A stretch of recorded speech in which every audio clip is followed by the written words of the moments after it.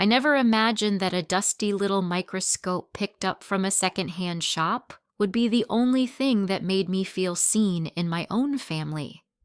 Just like, you'll never forget that one afternoon, my mother's voice cutting through the kitchen like a blade, her face inches from mine, just because I accidentally knocked over my sister's hair bow while cleaning the dinner table. "You were a mistake from the beginning," she hissed, her tone colder than the fridge door I had been wiping. I was only 10. My sister Ivy, on the other hand, was my mother's sweet little angel, even though just minutes earlier she had scribbled ink all over the freshly painted living room wall. If you think I'm being dramatic, just wait, because my childhood wasn't just unfair. In our house, favoritism was a silent law, one no one said aloud, but everyone followed. I'm Nora Bennett, born and raised in a quiet little town called Maple Glen. We weren't rich, but we were never broke either. My parents, Elaine and Greg, both worked clerical jobs, stable, unexciting, and remarkably skilled at pretending. They wore smiles like masks for the neighbors, always acting like the perfect family on the outside. But the moment the front door clicked shut behind us, the illusion disappeared. Inside, I didn't exist in the same light as Ivy. I was just a faint shadow, tucked behind her glow. Ivy was 2 years younger than me, with silky blonde curls and a charm that made adults melt like butter. Every year, her birthday was a full-blown circus balloons, a 3-layer cake, a clown, and even a rented ice cream truck. Each gift perfectly wrapped, each decoration placed with love by my mother, who spent all day making it magical. And my birthday? A small cake, hastily bought from the grocery store, 3 lopsided candles, and wishes mumbled by eyes that never once looked my way. But I was good at school. Really good. From first grade on, I topped my classes, won science competitions, and got glowing mentions from teachers at every parent-teacher meeting. My dad? He barely looked up from his paper. "She just hides in her nerdy little world," he'd mutter. "Who likes chemicals more than people?" The truth? I didn't love science to outshine anyone. I loved it because it was the only place I felt heard. Every reaction, every equation in my worn notebook was a piece of the world I created, a world where I wasn't labeled strange. Ivy was the opposite. Books bored her, school annoyed her, but she had a terrifying knack for wrapping adults around her finger. If she didn't get her way, she'd fake a faint or cry so hard the walls trembled. And somehow, every time, I'd get scolded for not being more understanding of her. Her homework? I did it. Her science fair project? Mine too. One day, I finally spoke up. I can't do everything. I've got my own deadlines. My mom's eyes narrowed, her voice sharp and flat. Siblings help each other. You're the smart one, it's your duty. Or are you just bitter because she's more loved? That was the first time I truly wanted to scream, but I didn't. I bit my tongue, nodded, and did Ivy's project anyway. The older I got, the more it became clear. In my parents' eyes, I was the problem. I wasn't sweet. I wasn't delicate. I didn't sit pretty so they could parade me around like a trophy. I asked too many questions. I challenged things. Worst of all, I didn't need them to find my passion. One evening, I overheard my mother chatting with a neighbor who complimented me. "Nora's bright, sure," she said with a rehearsed laugh. "But she's different. Not like the rest of us. Different." That word stabbed deeper than any insult.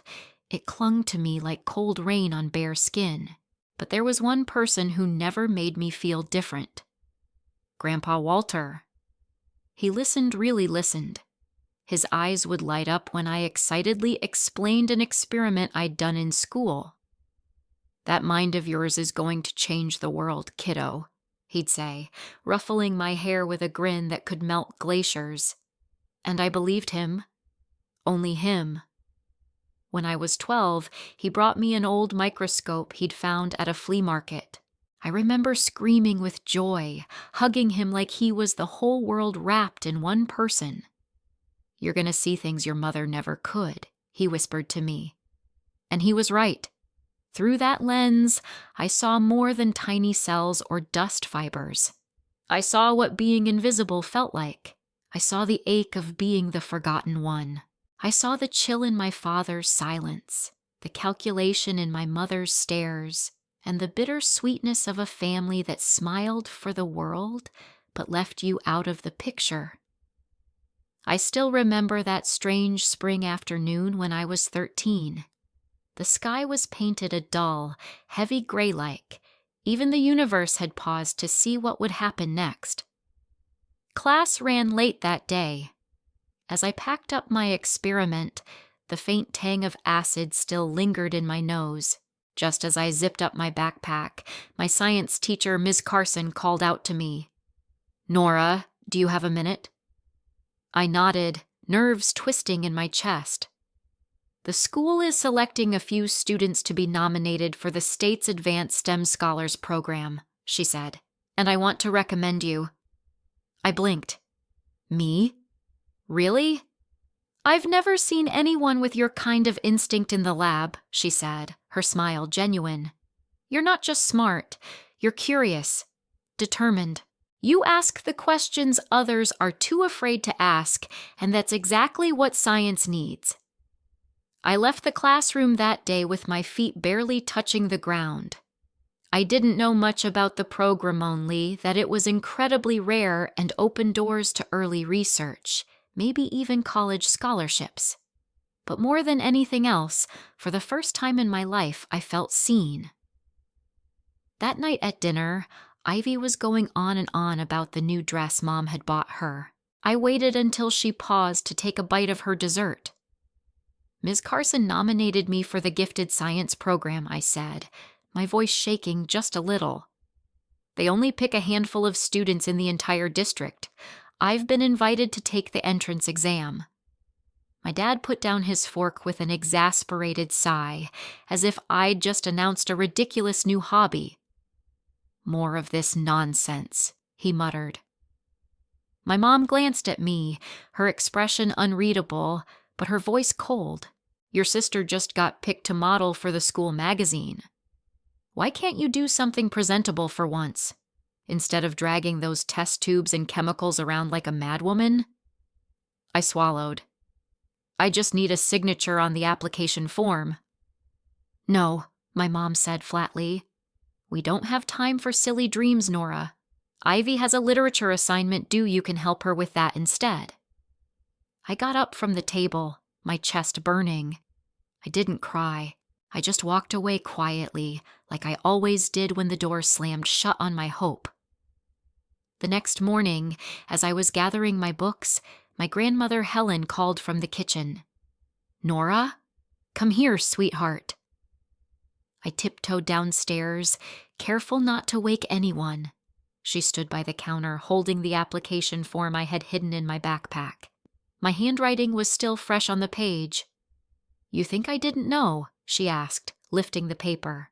Her voice trembled with emotion, but her eyes were firm. "You're going to throw this away because your parents don't understand?" She stepped closer and held my hand. "No, Nora. I won't let that happen." I had never seen her look so fierce before. That very morning, she marched with me to school. Under the stunned eyes of Ms. Carson and the principal, she signed the form and handed it over herself. "I'll take full responsibility," she said. The exam wasn't easy. Each question felt like a doorway into the world I had always dreamed of. Formulas, chemical reactions, real-life problems just waiting to be solved. I walked out with a soft smile for the first time in what felt like forever. 3 weeks later, an envelope arrived. Not only had I passed, I ranked first in the entire region, and inside that envelope was an invitation. A full scholarship to attend a prestigious summer science workshop led by professors from Everhart University, one of the top research schools in the country. I opened the letter in the backyard of my grandmother's house. The sunlight spilled across the paper like golden magic. She took my hand, smiling with teary eyes. "If Walter were here," she whispered, "he'd be spinning with joy right now. You're the pride of this family, Nora. Don't ever let them make you forget that." That summer, I stepped into a world I never imagined was possible. I met students just like me, kids who were called weird or too intense back home, but who thrived in the lab. We talked endlessly about nanomaterials, stem cells, clean energy. For once, I didn't feel like an outsider. By the end of 9th grade, I was offered a full scholarship to an elite STEM-focused high school in another state. My mother was furious. "You're ungrateful," she hissed. "We raised you, and now you want to leave us behind? Abandon your family?" But it was Grandma Helen who signed the papers. She helped me pack. She drove me to the airport herself. At the security gate, she pulled me into a tight hug. "Don't look back," she whispered into my ear. "Just keep moving forward." I didn't know it back then, but every milestone that followed, every award, every breakthrough, every step I took toward my college scholarship had all started with that one moment. The moment my grandmother signed the form, the moment she chose to believe in me completely and without condition. If you ask me whether one person's love can change your life, my answer will always be yes. And that person was my grandmother. I first learned about Grandpa Walter's illness during a scattered FaceTime call with my mom. I was mid-shift in the university lab in Eastbridge, elbow deep in an experiment, when I heard her voice dip into a near whisper. "With the way things are going, he might not have much time left," she said to someone off camera. My head snapped up, heart racing. "Wait, Ray, you talking about Grandpa? What's going on?" There was a pause. Then her voice changed, soft, syrupy, almost too sweet. "Oh, that? You heard that? It's nothing serious, just a little cold. Has fine, really. Already getting better." I wanted to believe her. I really did. But something about her tone felt wrong. Not how she usually spoke to me. It felt staged, distant, forced. "I want to come home. I want to see him," I said, unable to hide my worry. "No need," she replied too quickly. "Ivy is taking care of them. You just focus on your research.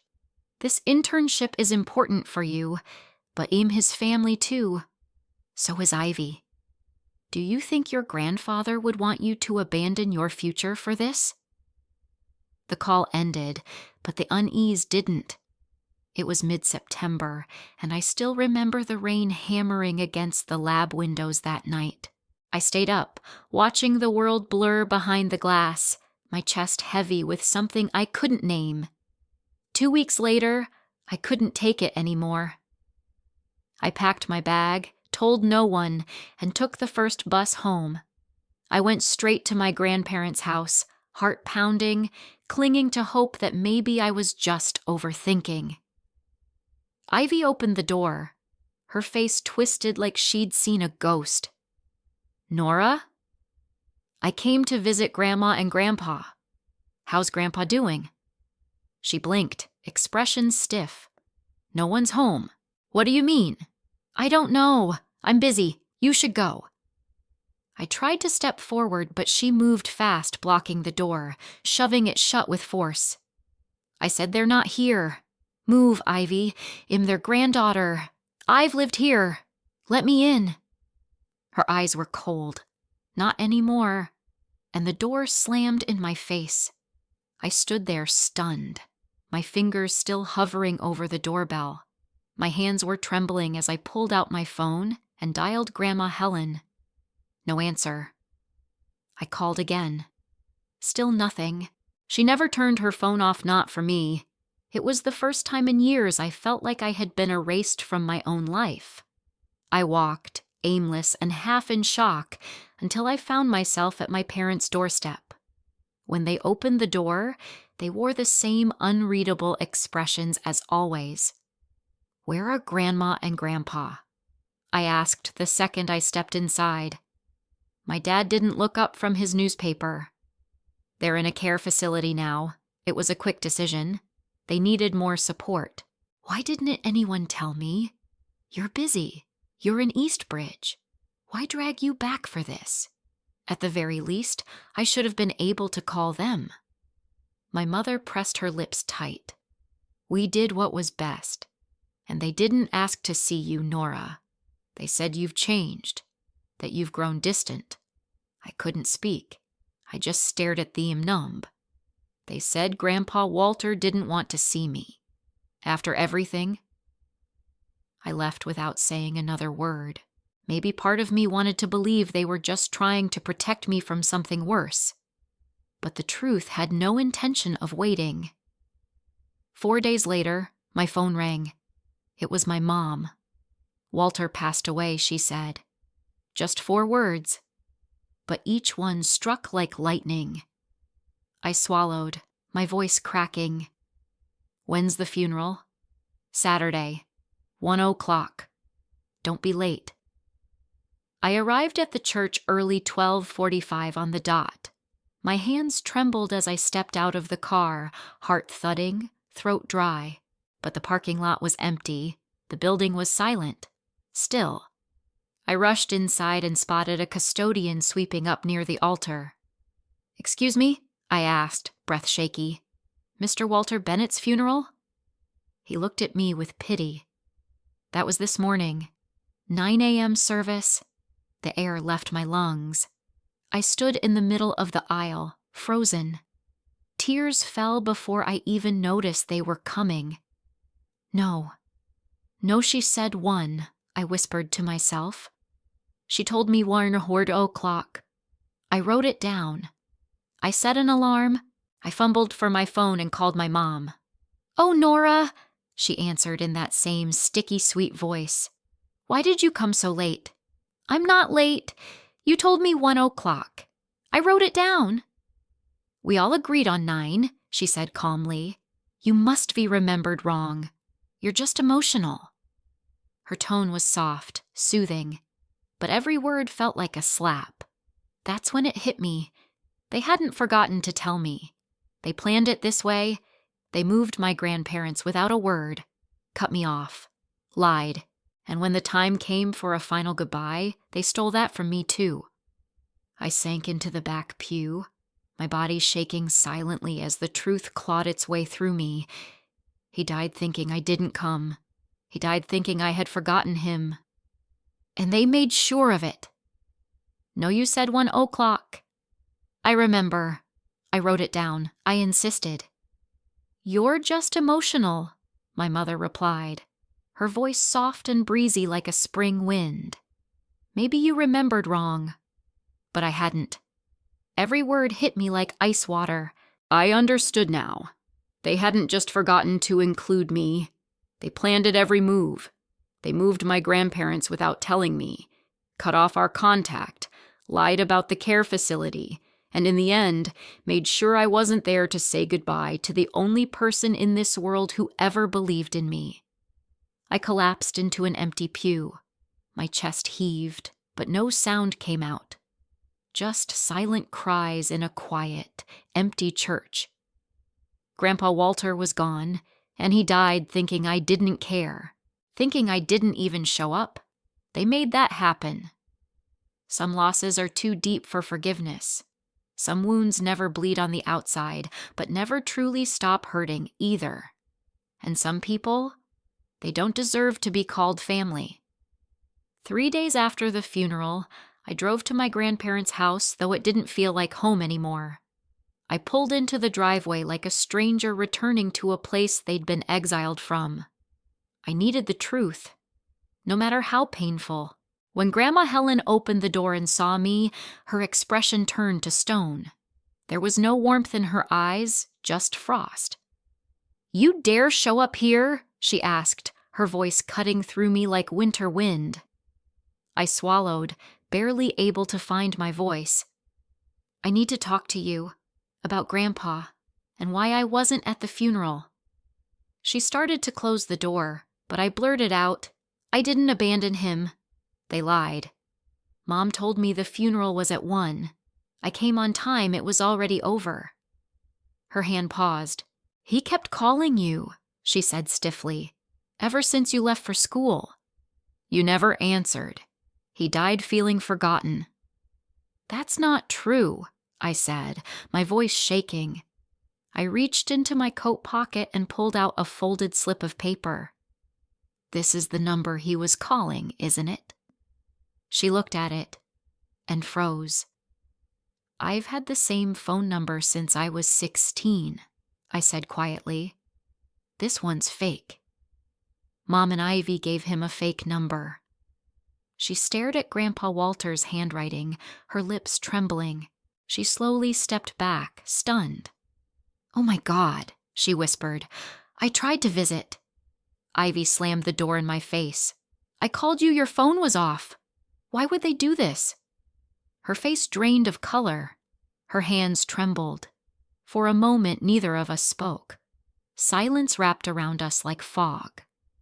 "Come in," she said finally, her voice quiet. "We have things to settle."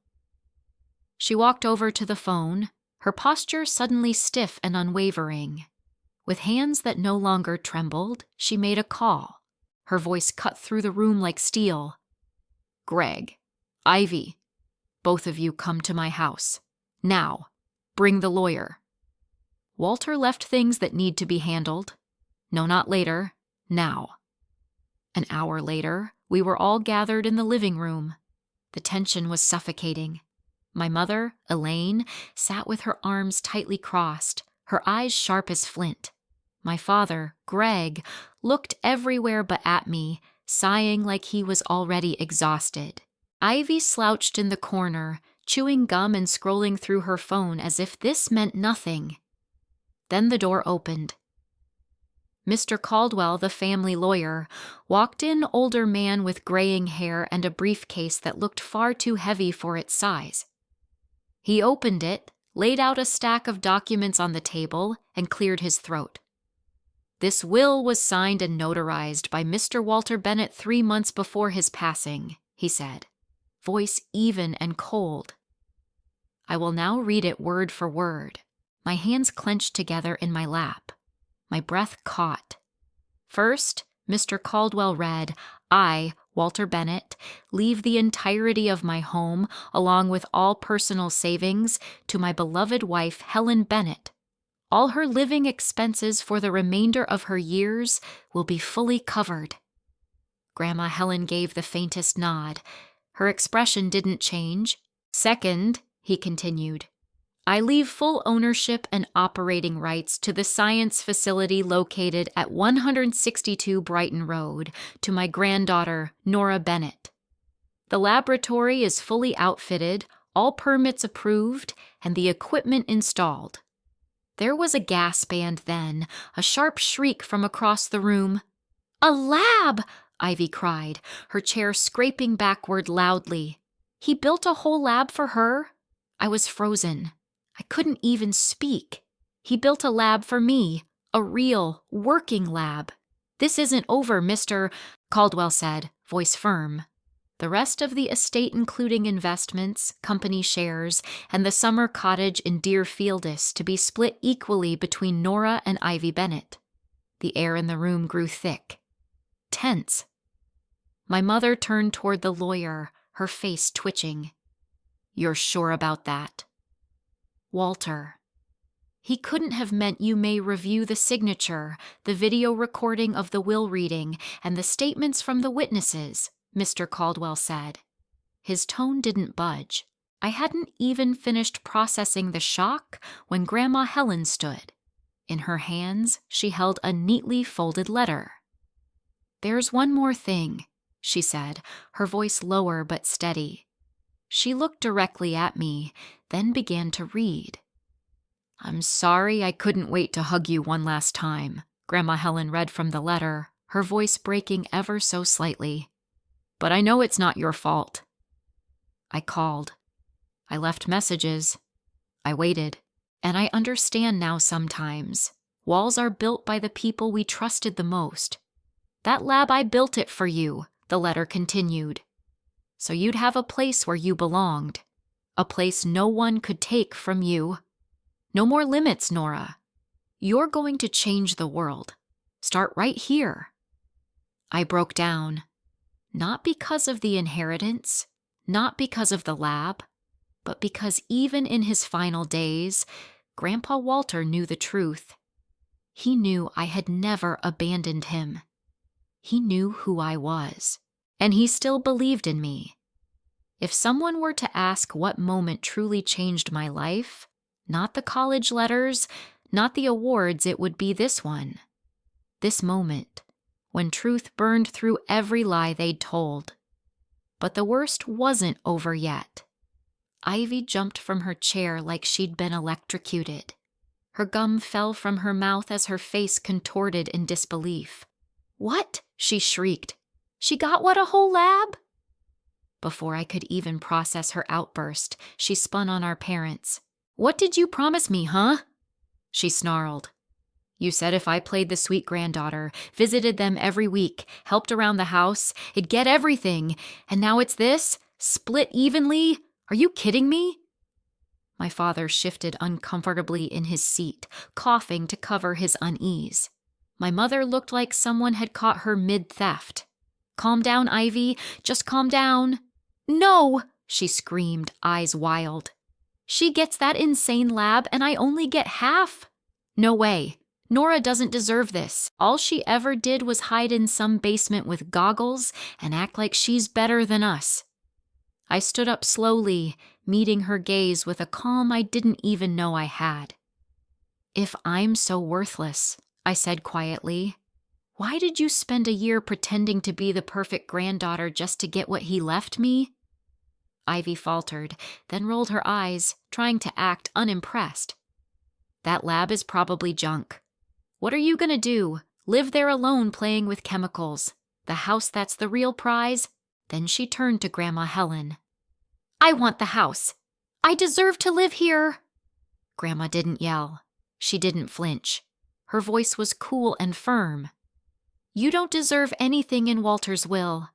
But he loved you anyway and still gave you a share, and now you insult that last act of kindness." "No!" Ivy sobbed, tears sliding down her face. But they weren't real, not remorseful. They were bitter, toxic, angry that her plan hadn't worked. "I did everything right. Mom and Dad told me what to do. Be nice, pretend to care. So why is it Nora? Why is it always her?" The room fell into suffocating silence. Even my parents didn't speak. I turned toward them, my voice steady, but ice cold. "And you think this is fair?"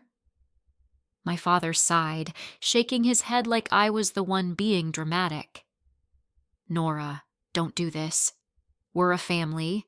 Family shares. You've already been given more than enough." "More?" I gave a dry laugh. "I don't recall either of you paying for my science camps. Not one competition fee. Not a dime toward my tuition. Everything came from Grandpa and Grandma." My mother slammed her hand on the table. "Stop trying to blame us. We raised you. Doesn't that count for something?" I looked at Grandma. She gave me a small nod. A signal. "Say what needs to be said." "Yes, you raised me," I said. "You raised me by calling me a freak, by forcing me to do Ivy's homework and calling it my duty. You told neighbors I wasn't like the rest of the family, like I was something to be ashamed of." "Don't twist things," my mother snapped. "Emma." "I'm not twisting anything," I cut in. "You deliberately gave me the wrong time for the funeral so I'd miss saying goodbye. Just like you gave Grandpa a fake number so he'd think I ignored him.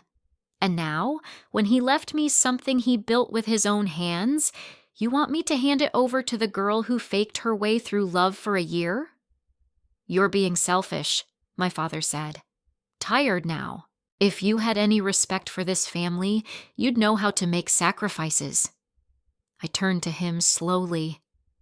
You're right, I said. But it's not that I'm disrespectful. I've just finally decided I won't be used anymore. No one had a response. There was nothing left to say. Ivy slammed her palm on the table. Ivy slammed her hand on the table. So what now? I get nothing? No one's on my side? Grandma Helen rose from her chair, her voice colder than the first frost of winter. Ivy, she said, her gaze unwavering, if you had truly loved your grandparents, then even without receiving anything, you would have still been the one Walter loved most. But you traded that love for your own gain. Her voice didn't rise, but every word cut like glass. You didn't lose because Nora was given something, she continued. You lost because you were never worthy of it. Ivy burst into tears, but no one believed them anymore. They weren't tears of heartbreak. They were the tears of someone who just watched their plan fall apart. My mother, Elaine, jumped to her feet and tried to reach for Grandma's arm. Mom, this isn't worth tearing the family apart, she stammered. Grandma's voice sharpened. My husband's death was used as a tool for manipulation. My granddaughter was pushed out of this family, lied to, cut off, slandered, just because she was different. And now, even when the truth is sitting in front of you, you still want to strip away the last thing he left for her? The room was silent, heavy. Then Grandma Helen looked at each of them, Elaine, Greg, Ivy, and said, clear as day, I want all of you out of my house, immediately. I sat frozen in my seat, breath caught in my chest. I didn't feel joy. I didn't feel victory. But for the first time in my life, I didn't feel the need to bow my head or ask for permission to exist. Outside, the wind picked up. Years of dust swept from the old doorstep, like it had waited for this moment too. The masks had fallen. What remained was truth and freedom. As they slowly filed out, stunned and silent, Grandma Helen didn't even glance toward the door. Instead, she reached into her pocket and pulled out a deep yellow envelope, the kind Grandpa always used for his handwritten letters. There's one last thing, she said, her voice not loud, but it rang out like a bell in a quiet chapel. Walter left me this letter. He told me to read it only when the truth came out. She looked at me as she unfolded it. My heart pounded so hard I thought the room could hear it. Ivy stood motionless. Elaine was pale, trying and failing to look unfazed. Greg leaned forward slightly, like he was going to grab the letter. But one look from Grandma stopped him cold. She opened the letter slowly. Her hands barely trembled, but her eyes, those unwavering eyes, held the room still. To Helen, my partner in life, she began to read. If you're reading this, I'm likely gone. And if those I loved are in the room, I ask you now to listen with your heart, not with anger. Her voice softened as she read, but each word peeled away another layer of silence. I've lived long enough to know that family doesn't always love the way we hope they will. And I've come to accept that love with conditions isn't love at all. Nora, the little girl who always carried her microscope, whose eyes lit up with every new discovery, is the only grandchild who never disappointed me. Not because she was perfect, not because she was brilliant, but because she was honest. Honest with her curiosity, honest with her pain. Grandma Helen paused. Her voice quivered. Ivy bit her lip, her eyes red not from grief, but from a kind of slow-burning rage. Greg. Elaine, she continued reading, her eyes now locked onto my parents.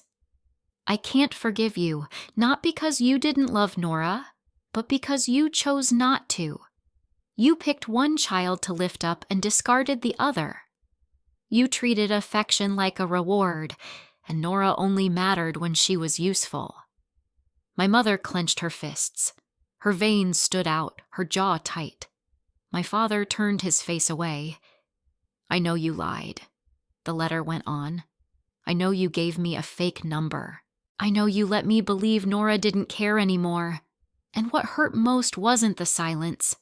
It was lying in that hospital bed, calling again and again, and never hearing her voice, because she never even knew I was trying. Grandma's voice cracked, but she didn't stop. I don't want an apology for those lies. I only want the truth to come to light. And I ask you, Helen, for as long as you have breath, to protect Nora not for pride, not for loyalty, but because she deserves it, as you once knew she did. She folded the letter, her eyes now red and wet. Then she looked up at her children and the granddaughter they had tried to mold into a puppet.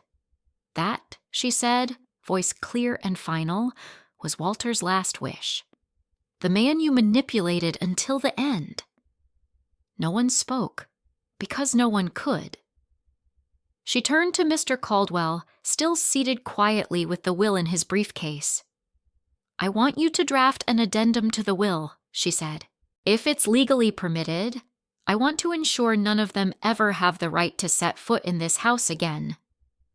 The room stayed frozen. I want it clear, she added. If they try to contest anything in Walter's will, I'll submit this letter to the court myself. And if they try to contest any part of the will, Grandma Helen said firmly, holding up the letter, I'll take this straight to court. Ivy exploded.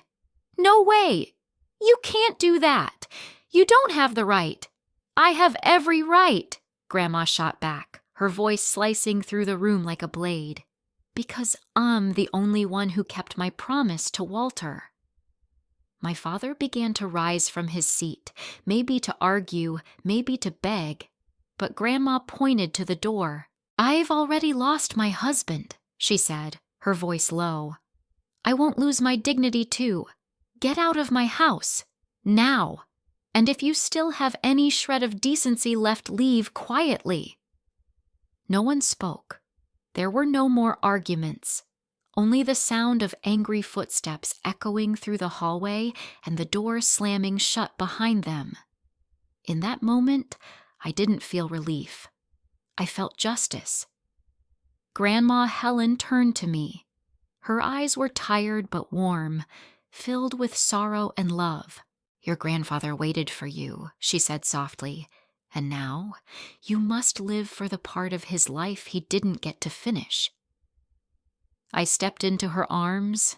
Tears soaked into her wool sweater, the same kind she always wore in winter.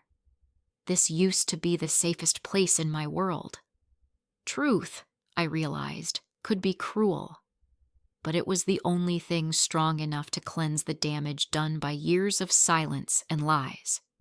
And in that house, with the scent of old paper still clinging to Grandpa's final letter, I knew I no longer had to prove my worth to anyone, because the only person who truly mattered had always believed in me.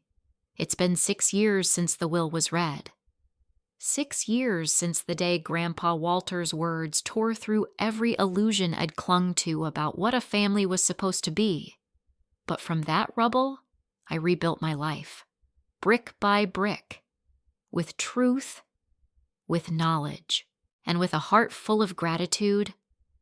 The lab on Brighton Road, the one Grandpa left me, has become so much more than just a workspace. It's the place where I live, breathe, and dream. It's the beating heart of the vision he saw in me, the one person who never stopped believing. What started as a small research lab has now grown into an independent research center focused on renewable energy. My team is small but resilient. Together, we've earned 3 federal grants, published 7 peer-reviewed papers, and most recently partnered with an international nonprofit to bring clean energy solutions to underserved rural communities. Every time I walk through those glass doors, engraved with the name Walter Bennett Research Center, I feel his eyes on me. The same eyes that sparkled the day I won my first science fair. The same eyes that saw a future for me long before anyone else did. Grandma Helen still visits the lab every Wednesday. She brings apple pie and a list of science questions scribbled in her 80-year-old scientist's handbook, a blue notebook she guards like a treasure. I read about hydrogen batteries last week, she tells me, eyes shining. But I still don't get the electrolysis part. Can you explain it again? I laugh, but I always explain, and she always listens. She writes it all down, carefully. I don't want to just watch, she says. I want to understand what you're building so that when I see Walter again, I can tell him everything. Every time she says that, my heart aches. But it also soars, because I know I'm living a life that would have made him proud. I no longer speak to my old family, not out of hate but for peace. Messages, calls, emails all blocked. I don't read them. I don't respond. And I don't care. Once, Ivy texted me from a number I didn't recognize, a long-winded message about being unemployed, burdened by the debts my parents left her to deal with. At the end, she wrote, "Don't you remember? We're family." I didn't respond, but I didn't delete it either. I keep it as a reminder. Some people only remember you when they need something, not when they love you. My mother once called the center, left a voicemail. Just wanted to hear your voice. I didn't listen to it. I deleted it without hesitation, not because I'm heartless, but because I'm no longer that girl. The girl who waited after every award for her mother's approval, for her father's nod, for someone to say, "You matter too." I already have everything I need, a home that's also a laboratory, a grandmother who is my ally and my anchor, and a purpose that belongs entirely to me. On my desk, there's a small framed photo. In it, I'm 7 years old, messy hair, gap-toothed grin, holding a magnifying glass, completely amazed by a ladybug crawling across Grandpa's palm. As kneeling beside me, pointing at it, eyes twinkling with joy. On the back of that photo, in ink that's faded but still visible, he wrote, "My little scientist is going to change the world. And maybe I won't change the whole world, but I've changed mine. And now I don't live to prove anything to anyone except myself." And him. One afternoon, a student in my research group looked up from their notebook and asked me, "Nora, why did you choose to build your career here? With your credentials, you could be at MIT or any top institute in the world." I turned toward the glass doors of the lab. Outside, the wildflowers were blooming near the steps, just like they did when I was a little girl. I could almost see myself running barefoot through the backyard, arms wrapped around Grandpa Walter's legs, laughing like nothing else in the world mattered. And I answered honestly, "Because this is the only place in the world," I said, "where I never had to ask permission to be myself." Nora's story isn't just about overcoming betrayal, injustice, or being the forgotten child in a fractured family. It's a story about the quiet, unstoppable power of belief, about how one person's love, steady, unconditional, and true, can be the fire that lights a life, even after they're gone. In a world where the deepest wounds are sometimes caused by the ones closest to us, it only takes one person to believe in you for you to rise, to rebuild, and to rewrite your fate. And the most important lesson of all, you don't need the world's applause. You just need the courage to live your truth and to choose love that asks for nothing in return. What did you think of Nora's journey and the choices she made? Would you have done the same or something different? Tell us in the comments below, and don't forget to follow our channel for more powerful, emotional stories about family, love, and resilience. Because sometimes, the people who break us are family, but so are the ones who help us heal.